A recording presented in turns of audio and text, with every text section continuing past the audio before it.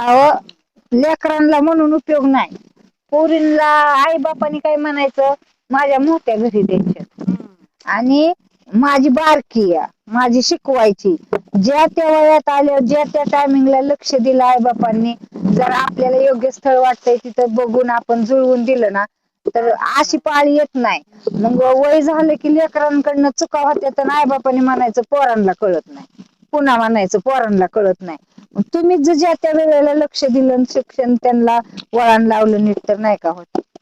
पोरींकडे बघून सुद्धा लक्ष दिलं पाहिजे ना कि बाबा ही शिकायच्या लायकीची आहे का हिला मार्क पडतेन का ही पुढे जाईल का स्वतःच्या पाया उभं राहील का पोरींनी सर्व्हिस करायची काय गरज आहे.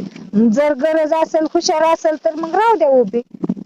जर ती हुशारच नाही शाळेला नुसतं शिकवायची ठेवायची ज्या दिवस मग पोरी चुकत्यात मग परत पोरींला म्हणायचं आहे बापानी पोरींला कळत नाही. चुका येत्यात पोरींवर आपल्या पोरी कितपत अभ्यास करतीया ह्याच्यावर लक्ष आई बापाचच पाहिजे की मग त्यांच्या चुका नाहीत त्या आपल्या चुका होत्यात. आताच तर कलियुग तसच आहे बया जर बारकाव्याने लक्ष दिलं हा पोरीच्या मनाने हाय शिकणारी हाय अभ्यास करतीया तिला मार्क भरपूर पडत्यात तर शिकून द्यायची जर तिला ती स्वतःच्या पायावर उभी राहण्यासारखी नसली तर शिकवायची काहीच गरज नाही ना.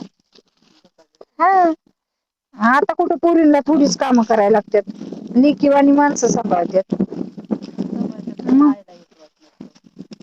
ते आईमुळे तर होत आईमुळे तर पोरगी धोक्यात येते पुन्हा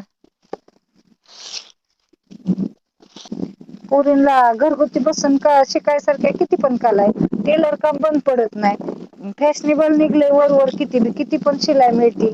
शिकून टिकून एक डिझाईन काढली एक नाडी लावली एक तसलं लटकन लावलं किती पण शिलाई किती पण दोन जम्पर शिवलं तर किती घरी होतय. कला कुठल्या बी क्षेत्रात गेलं तरी जगायसारखं भरपूर आहे.